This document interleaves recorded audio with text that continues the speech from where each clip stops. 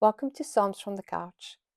Today we're sitting with Psalm 20, a psalm spoken on the edge of battle, in the space between uncertainty and trust. It is a blessing pronounced over someone stepping into a difficult, daunting place. It is a prayer for strength, for protection, for help, and for the favor of God to go before us when we cannot see what waits on the other side. Psalm 20 is a psalm for anyone facing challenges that feel bigger than their strength, anyone carrying burdens that stretch the heart, and anyone needing the reminder that we do not step into tomorrow alone.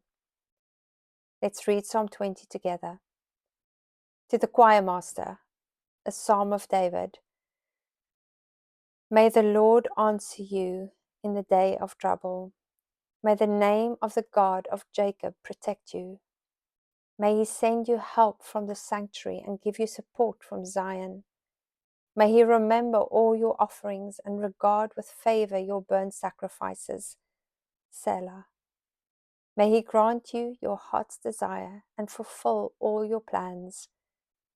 May we shout for joy over your salvation, and in the name of our God set up our banners. May the Lord fulfill all your petitions. Now I know that the Lord saves his anointed. He will answer him from his holy heaven with the saving might of his right hand.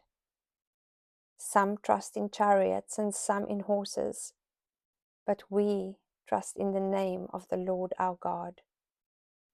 They collapse and fall, but we arise and stand upright. O Lord, save the King. May he answer us when we call. The psalm opens with a prayer shaped like a shelter.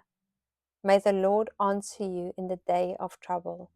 May the name of the God of Jacob protect you. These words fall like a covering over the soul. David speaks blessing and strength over someone standing at the edge of the unknown.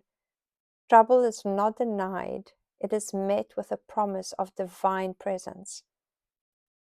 He continues with a picture of God's attentive help.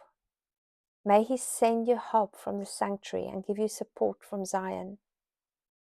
Help comes from a higher, holy place, from the God who sees beyond our fear and moves toward us with purpose. Support comes not from our own resolve, but from the one who steadies and sustains. A few breaths later, in verse 3, David prays, May he remember all your offerings and regard with favor your burnt sacrifices. These words remain true.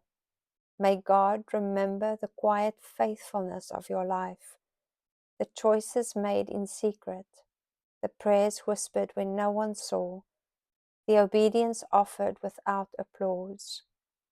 God does not overlook what the world forgets. David then moves from God's attentive care to the deeper longing of the heart, lifting devotion and desire into his hands. May he grant you your heart's desire and fulfill all your plans. This is not a blank check for ambition, but a blessing for alignment. That your plans and God's purposes would move in the same direction, and that the longings God himself planted in you would come to fruition in his perfect timing. This reminds us that God delights in the desires he plants within us, and that true fulfillment comes when our hearts align with his purposes. In verse 5 comes a communal declaration. May we shout for joy over your salvation, and in the name of our God set up our banners. This is the joy of shared victory, the recognition that when God lifts one of his people, we are all lifted. Banners are a symbol of identity and belonging. When God delivers, his people gather under his name in celebration. David shifts from blessing to a settled conviction in verse 6. Now I know that the Lord saves his anointed. This is faith born of experience. David knows what it feels like to be rescued. He knows the strength of God's hand and the power of His faithfulness. Salvation is not theoretical, it is personal, tangible, and real. In verse 7, David contrasts human power with divine trust.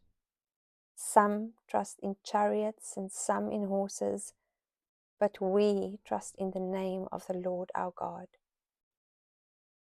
Chariots and horses were symbols of military might in David's day. Today, they may be replaced with financial security, reputation, strategy, or control. Yet David's declaration remains timeless. True safety is not found in what we build, no matter how strong, but in the God who holds us. The fleeting confidence of human power is set against the unshakable strength of God, reminding us that we can stand upright and secure even when the foundations of the world shift. In verse 8, David continues, "They collapse and fall, but we rise and stand upright. Those who trust in themselves inevitably wear out, and those who trust in God find strength that deepens with time."